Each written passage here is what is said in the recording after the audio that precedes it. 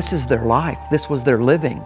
This was their sweat, their blood, their hopes, their dreams, their promises. This was their devotional times. This is the times they were crying out. Now, we live today on the other side, and we ought to be looking back saying thank you. When we read the Psalms, we ought to say thank you, thank you, thank you, thank you. In the midst of all of their trials, in the midst of all of their travels, in the midst of all of their enemies, they had this unbelievable certainty that God reigned. They had this certainty of God's reign, that what God has begun, He will finish, that what God has established, He will complete, that the people He has chosen to be His people will ultimately see victory. This is why the Psalms are so important to our worship, because they remind us of who we are and whose we are. It reminds us of the truth of our circumstances. It reminds us of who God is and what God promises to do. When we sing these Psalms, we are reminded of the same truth that the psalmist knew.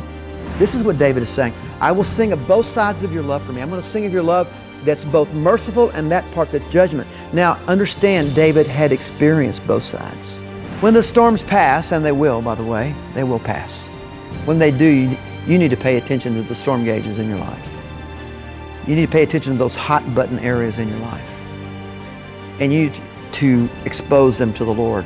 The Psalms can be a wonderful salve, a wonderful medicine, a wonderful oasis, a wonderful answer to those times when they come to us. Our worship and our times together in the presence of the Lord and filling up on the goodness of God and blessing His name and all the things that we do are for the purpose of overflowing into a world that badly needs the grace of God.